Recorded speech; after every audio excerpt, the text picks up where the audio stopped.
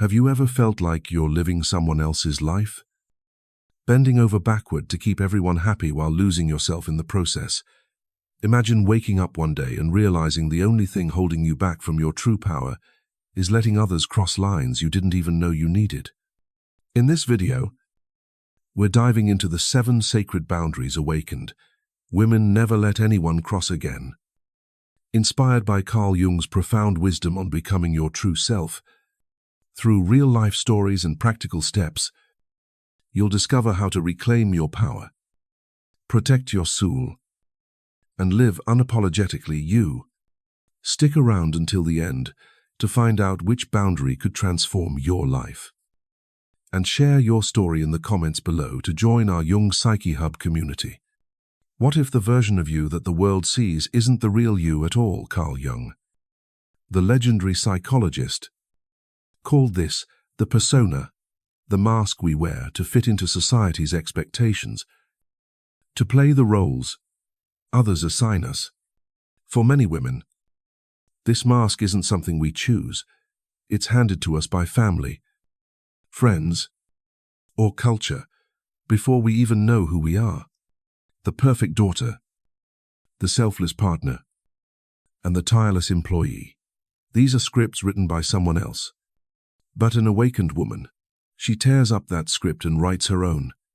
This is the first boundary. No one gets to define who you are but you.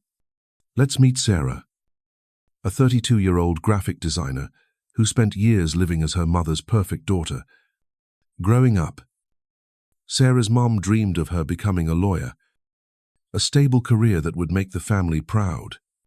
Sarah, however, loved art sketching, vibrant worlds that lit up her soul. But every time she mentioned her passion, her mum would sigh. Art won't pay the bills. Honey, so Sarah buried her dreams, enrolled in pre-law, and played the part. She wore the mask of the dutiful daughter, but inside, she felt like a stranger in her own life. Her grades slipped, her anxiety spiked, and by her mid-20s, she was burned out, staring at a degree she didn't want and a future that felt like a cage. Jung would call this a crisis of the persona, a moment when the mask no longer fits. For Sarah, the breaking point came one evening when she found an old sketchbook in her closet. Flipping through her teenage drawings, she started sobbing, not out of sadness, but out of recognition. She saw herself in those pages, a self she'd abandoned to please others. That night, Sarah made a vow: no more performing roles that weren't hers. She enrolled in art school, took a part-time job to pay for it, and started creating again. Her mother was furious, calling her selfish and ungrateful. Friends questioned why she'd throw away a secure path. But Sarah held firm. She wasn't just choosing art, she was choosing herself. This boundary isn't about rebellion, it's about reclamation. Jung taught that individuation, the journey to your true self, begins when you stop letting others define your identity. The awakened woman doesn't negotiate her essence. She doesn't let her parents' dreams, her partner's expectations, or society's rules dictate who she is. But here's the catch. When you stop playing the assigned role, people get uncomfortable. Why?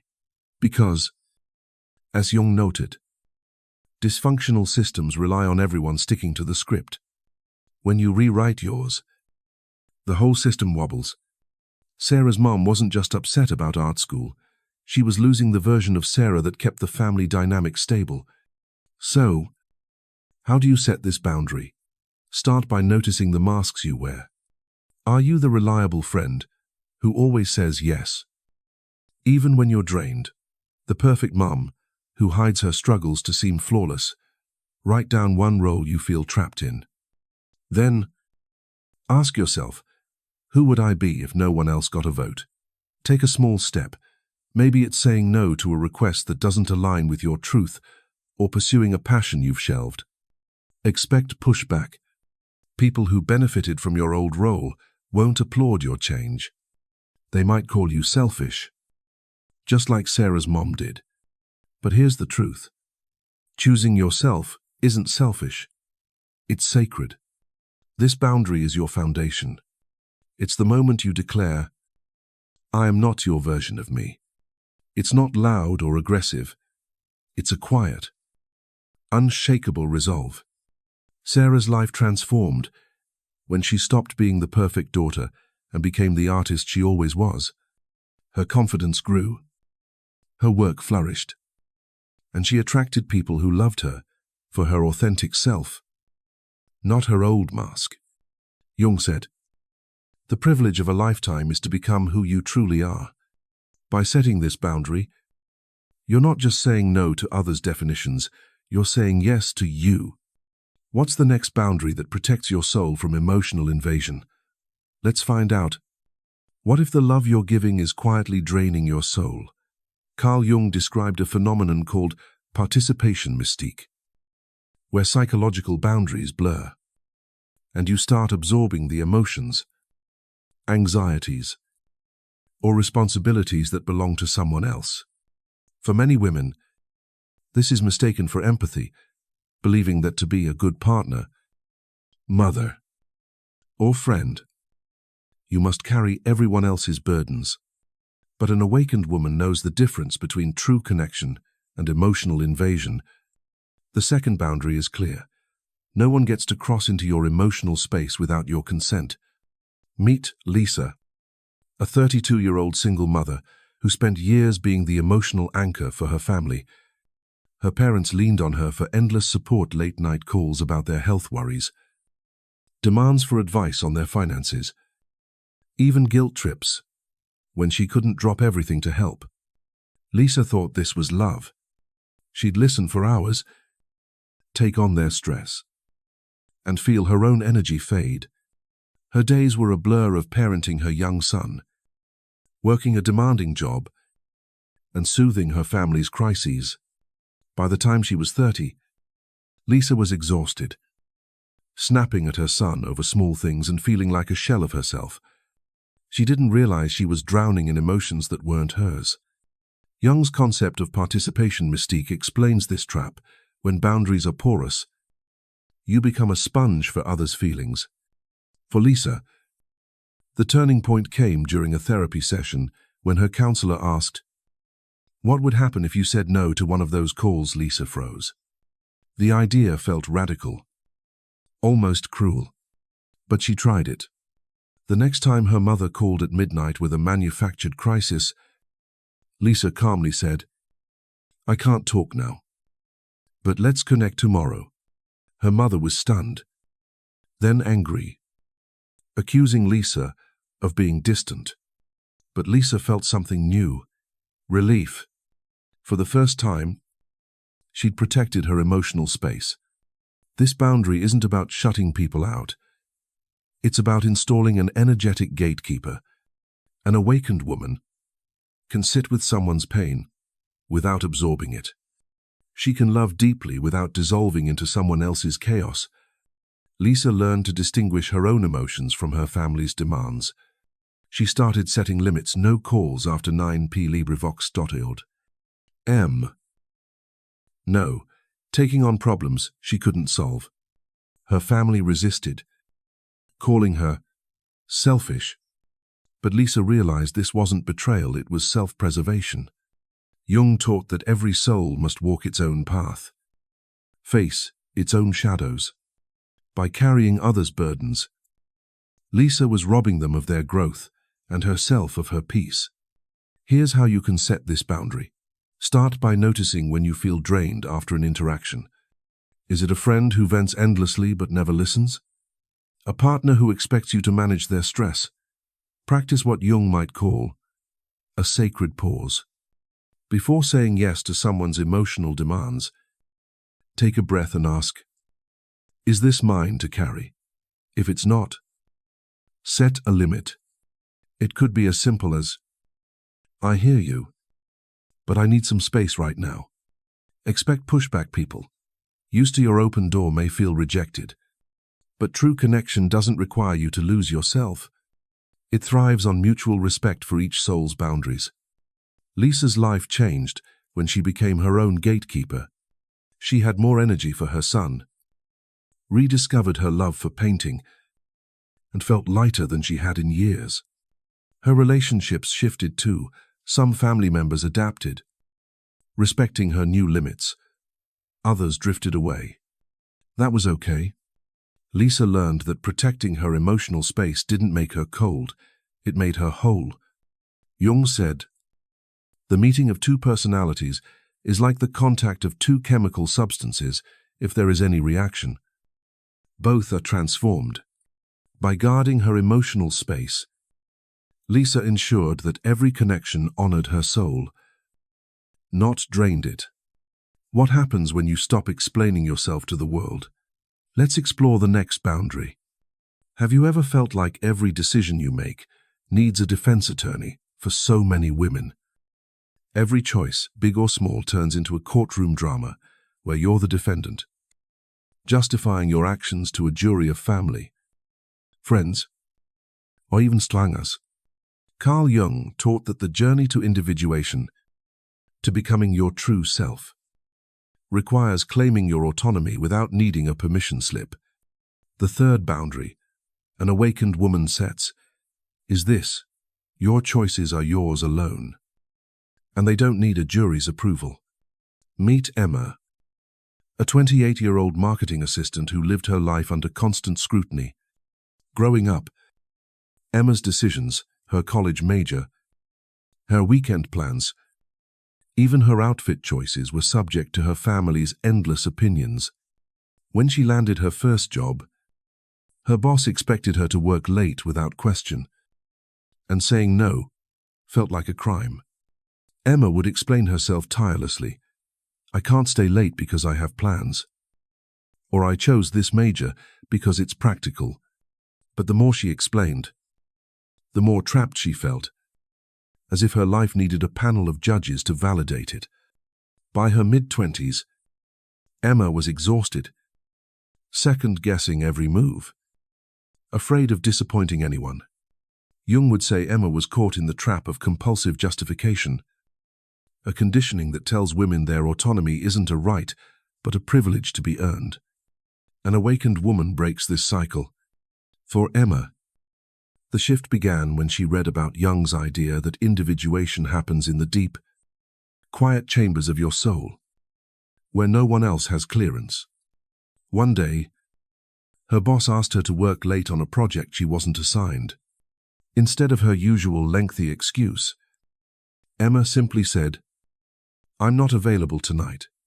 No explanation, no apology, just her truth.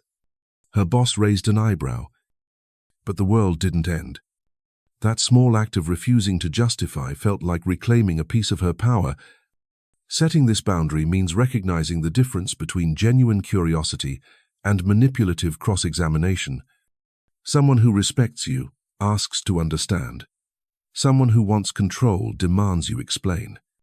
Emma started practicing what we'll call a sacred pause, a moment to check in with herself before responding to demands. When her sister questioned why she wasn't attending a family event, Emma didn't launch into a defense. She said, "It's my choice." Full stop. The simplicity was jarring. Her sister pushed back, calling her stubborn. But Emma held firm. Jung taught that true sovereignty doesn't require an audience. Your inner knowing is enough. Here's how you can set this boundary. Notice when you feel compelled to over-explain. Maybe it's saying yes to a favor you don't want to do, or justifying why you're taking time for yourself. Next time, pause. Ask yourself, am I explaining to connect or to defend? If it's the latter, try a simple, clear response. "This is what I've decided." It's not rude. It's rooted in self-respect. Expect resistance. People used to your explanations may feel unsettled when you stop. They might label you as cold or selfish. But as Jung might remind us, those who demand endless justification often want to keep you in a state of defense, not growth. Emma's life transformed when she stopped putting her choices on trial. She started pursuing a side hustle in photography, something she'd always loved, but avoided because her family called it impractical. Without the weight of constant justification, she felt lighter, more confident. Her relationships shifted too. Some people adapted to her newfound clarity, while others faded. That was okay. Emma realized that anyone who respects your sovereignty won't demand you explain it. By setting this boundary, you're not just protecting your choices, you're claiming your right to exist as you are. What happens when you refuse to let disrespect sneak into your life disguised as honesty? Let's dive into the next boundary. What if the little jabs you brush off as just jokes are slowly chipping away at your self-worth? Carl Jung understood that passive aggression, those sly comments, backhanded compliments, or honest remarks, can be more corrosive than outright conflict because they're so hard to pin down. They slip through your defenses, leaving you questioning your own feelings. The fourth boundary an awakened woman sets is a refusal to tolerate disrespect disguised as humor, honesty, or innocence. She protects her dignity with quiet clarity, and no one gets to undermine her under the guise of just kidding. Meet Maya, a 35-year-old yoga instructor who always prided herself on her close friendships. Her best friend, Jen, had a habit of making playful comments about Maya's choices, her vegan diet, her spiritual practices, even her bright clothing. "You're such a hippie, Maya," Jen would say with a laugh. Or, "Wow, you're really into this yoga stuff." Huh, these remarks seemed harmless. But they left Maya feeling small, as if her passions were a punchline. At gatherings, Jen's jokes about Maya's sensitivity would get laughs, but Maya felt a sting she couldn't name. She'd smile, play along, and tell herself, it's not a big deal. But it was. Jung called this kind of subtle disrespect a form of relational violence, insidious, because it gaslights you into doubting your right to feel hurt. An awakened woman develops a radar for these microaggressions. For Maya, the wake-up call came during a dinner party when Jen made another jab. "Maya's probably meditating while we're eating this steak." Everyone laughed, but Maya felt exposed, diminished. That night, she journaled about it and realized these jokes weren't about connection, they were about control. Jen's comments subtly positioned her as superior, keeping Maya in a box that made Jen comfortable. Maya decided enough was enough. Setting this boundary doesn't mean starting a fight, it means withdrawing your energy from those who don't honor your dignity. Maya didn't confront Jen with anger. Instead, she started setting distance. When Jen invited her to hang out, Maya politely declined, saying, "I'm focusing on some personal projects right now." She stopped attending group events where Jen's jabs were a staple. Jen noticed the shift and texted, "Why are you being so distant?" "It was just a joke," Maya responded calmly. "I'm just choosing spaces where I feel respected." No argument. No drama, just a clear line. Jung would say this is psychic hygiene, protecting your inner peace by refusing to normalize poison disguised as playfulness. Here's how you can set this boundary. Pay attention to moments when a comment leaves you feeling uneasy. Even if it's framed as a joke, maybe it's a co-worker's teasing about your work ethic, or a family member's honest critique of your appearance. Trust your gut. Ask yourself, does this feel like respect? If not, practice a calm but firm response. Like, "I don't find that funny," or simply step away. You don't owe anyone an explanation for protecting your worth. Expect pushback. People who rely on subtle disrespect may accuse you of being too sensitive. But as Jung might remind us, those who diminish you often fear your light. Your dignity isn't up for debate. Maya's life bloomed when she stopped tolerating disguised disrespect. She surrounded herself with friends who celebrated her quirks, not mocked them. Her confidence grew, and her yoga classes became a sanctuary for others seeking authenticity. By setting this boundary, Maya didn't just protect her self-worth, she reclaimed it. Jung said, "We cannot change anything until we accept it." By accepting that disrespect, even in small doses, was unacceptable, Maya created space for relationships that uplifted her soul. What happens when you stop carrying emotions that don't belong to you? Let's uncover the next boundary. What if the anger, guilt, or shame you're carrying doesn't even belong to you? Carl Jung taught us about the shadow, the hidden parts of ourselves we refuse to face, often projecting them onto others. For many women, especially those sensitive to others' emotions, life becomes a dumping ground for these unclaimed shadows. You're blamed for problems you didn't cause, burdened with guilt you didn't earn. The fifth boundary an awakened woman sets is a firm refusal to carry others' projections. She hands them back with calm clarity, protecting her soul from becoming an emotional landfill. Meet Anna, a 42-year-old high school teacher who was always the fixer in her family. Growing up, Anna's parents argued constantly, and whenever tension rose, they turned to her criticizing her grades, her attitude, anything to deflect their own issues. As an adult, Anna found herself in the same role.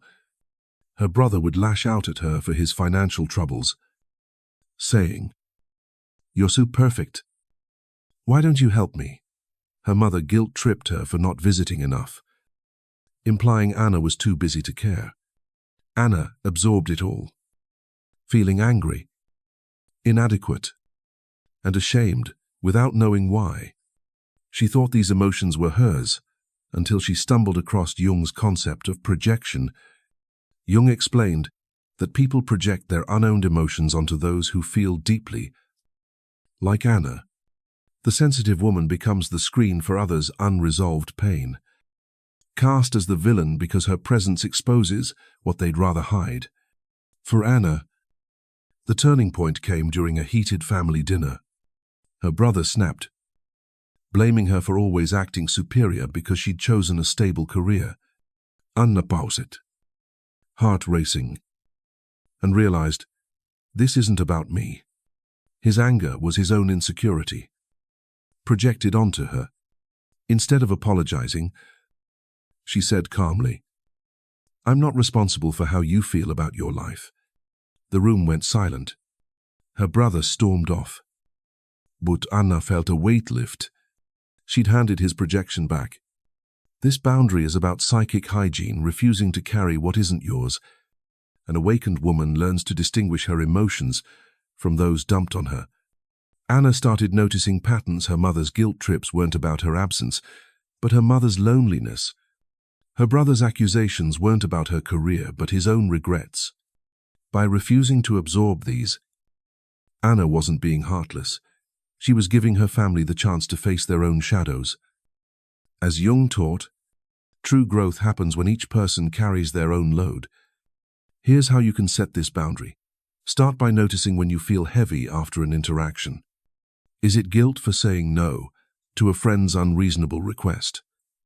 Anger after a family member blames you for their problems? Pause and ask, is this mine? If it's not, practice handing it back with a simple statement. I'm not taking this on. It could be, your frustration isn't about me. Or, I'm not responsible for fixing that. Expect pushback. People used to unloading on you may feel betrayed when you stop. But as Jung might say, accepting others' projections doesn't just harm you, it robs them of their own healing. Anna's life shifted when she stopped being the family's emotional landfill. She set limits, no more engaging in blame games, no more absorbing guilt trips.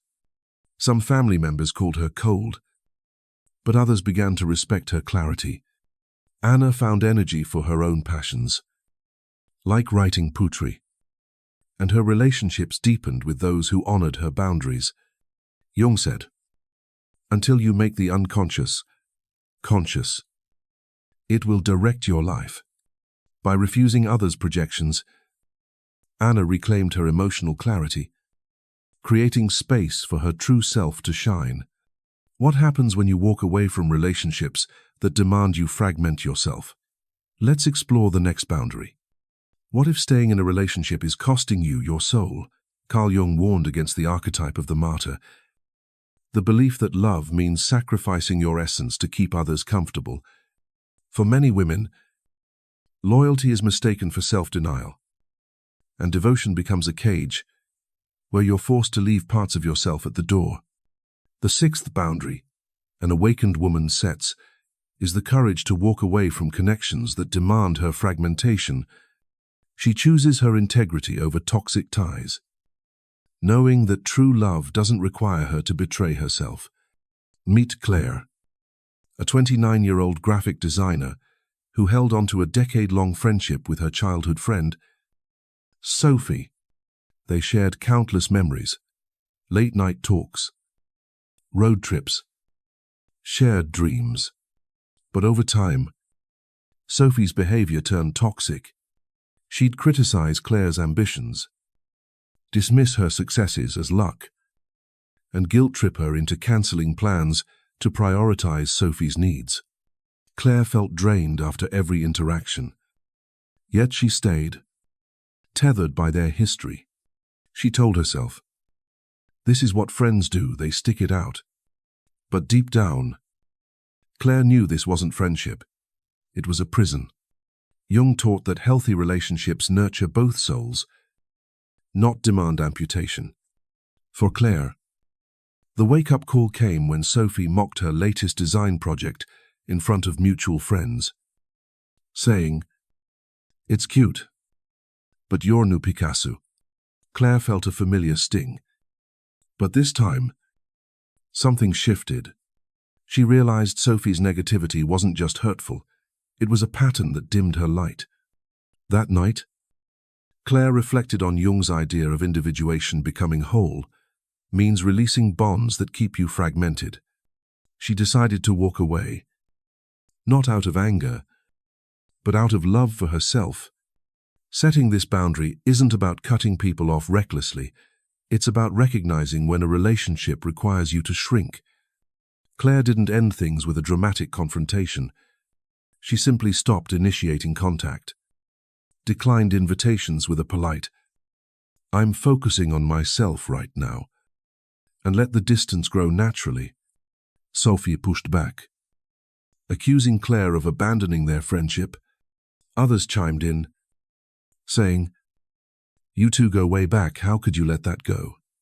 But Claire held firm.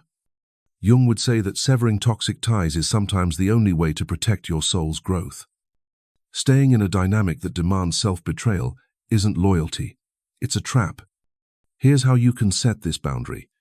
Identify relationships that leave you feeling diminished.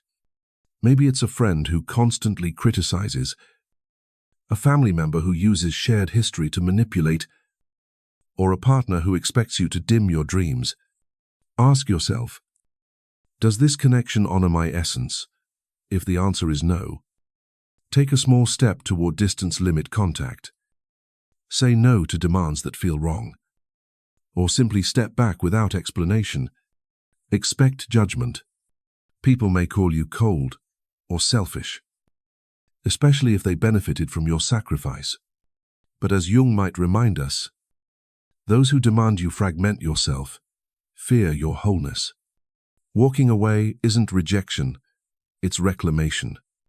Claire's life transformed when she let go of Sophie. She poured her energy into her design work, joined a supportive art community, and felt a freedom she hadn't known in years. Some mutual friends drifted away, unable to understand her choice, but new connections blossomed, people who celebrated her without conditions. Jung said, "The greatest burden a child must bear is the unlived life of the parent." For Claire, it wasn't just a parent.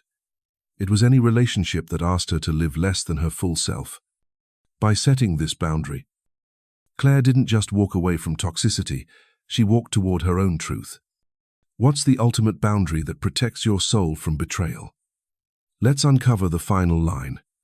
What if the peace you've been chasing comes at the cost of your soul? Carl Jung spoke of the self, the divine core of your being, the truest essence of who you are. For many women, this self is silenced to maintain harmony, to keep relationships intact, or to fit into a world that demands compliance. But an awakened woman builds an unshakable fortress around her truth. The seventh and final boundary is the refusal to betray herself for the sake of external peace. She chooses authenticity over comfort, knowing that her inner truth is worth more than any false harmony. Meet Rachel, a 37-year-old social worker who spent years keeping the peace in her family, growing up in a household where disagreements were taboo. Rachel learned to smile through her discomfort, agree when her heart screamed no, and stay silent when her truth begged to be spoken. Her parents praised her as the easy child, but inside, Rachel felt like she was disappearing. As an adult, this pattern continued, nodding along at family gatherings when her uncle made dismissive comments about her career, or staying quiet when her sister ignored her boundaries. Rachel thought this was love, but it was a slow erosion of her self. Jung taught that betraying your truth for harmony creates a civil war within your soul. For Rachel, the breaking point came during a family reunion when her uncle belittled her work, saying, "Social work is just babysitting adults." Normally, Rachel would have laughed it off. But this time, her truth refused to stay silent. She looked him in the eye and said, "My work changes lives, and I'm proud of it." The room froze. Her family called her dramatic, but Rachel felt a surge of power. For the first time, she'd honored herself over their comfort. That moment sparked a shift. She vowed never to sacrifice her truth again. This boundary is the ultimate act of soul preservation. An awakened woman understands that environments requiring her to shrink aren't places where her spirit can thrive. Rachel began speaking her truth, even when it caused tension. When her sister demanded she drop everything for a last-minute favor, Rachel said, "I can't right now, but let's plan a better time." When her parents pushed her to avoid rocking the boat, she explained, "I need to be honest about how I feel." These weren't fights, they were declarations of her existence. Jung said, "The privilege of a lifetime is to become who you truly are." Betraying your truth trades that privilege for a fragile, fleeting peace. Here's how you can set this boundary. Notice when you're tempted to stay silent to avoid conflict. Maybe it's agreeing with a colleague to keep things smooth or hiding your feelings to spare someone's ego. Pause and ask, "What's my truth here then?" Practice speaking it, even if it's uncomfortable. Start small, "I don't agree," or "That doesn't work for me." Expect discomfort, people used to. Your compliance may push back, calling you selfish or confrontational. But as Jung might remind us, temporary tension is better than the soul-crushing cost of inauthenticity. Your truth is your power, and it's non-negotiable. Rachel's life transformed when she stopped betraying her truth. She lost some relationships. Her uncle distanced himself, and her sister took time to adjust, but she gained something priceless herself. New connections formed with people who valued her honesty, and her work as a social worker became more impactful as she modeled authenticity for her clients. Jung said, "I am not what happened to me. I am what I choose to become." By refusing to betray her truth, Rachel chose to become whole, creating a life that resonated with her deepest self. These 7 boundaries aren't just lines, they're your path to freedom. Let's wrap this up with a call to embrace your truth. You've just walked through the 7 sacred boundaries that awakened women never let anyone cross again. These aren't just lines in the sand. They're the foundation of a life lived in alignment with your deepest truth. Carl Jung said, "The privilege of a lifetime is to become who you truly are." By setting these boundaries, you're not just protecting your soul, you're claiming your right to shine as the fullest, most authentic version of you. Whether it's refusing to let others define you, guarding your emotional space, or walking away from toxic ties, each boundary is a step toward freedom, a declaration that your inner peace is non-negotiable. Now, it's your turn to take action. Which of these 7 boundaries resonates with you the most? Are you ready to say no to projections? To stop justifying your choices? Or to never betray your truth again? Share your story in the comments below. Your courage could inspire another woman to reclaim her power. Don't stop here. Subscribe to Young Psyche Hub and hit the bell so you never miss a video on unlocking your true self. Like this video. Share it with someone who needs to hear this. And join our community of awakened souls diving deeper into Carl Jung's wisdom. Let's end with this. Your truth is your superpower. Every time you honor it, you rewrite your story, transform your life, and light the way for others. As Jung reminds us, I am not what happened to me. I am what I choose to become. Choose you. Choose freedom. Start now. What's your first step? Tell us below.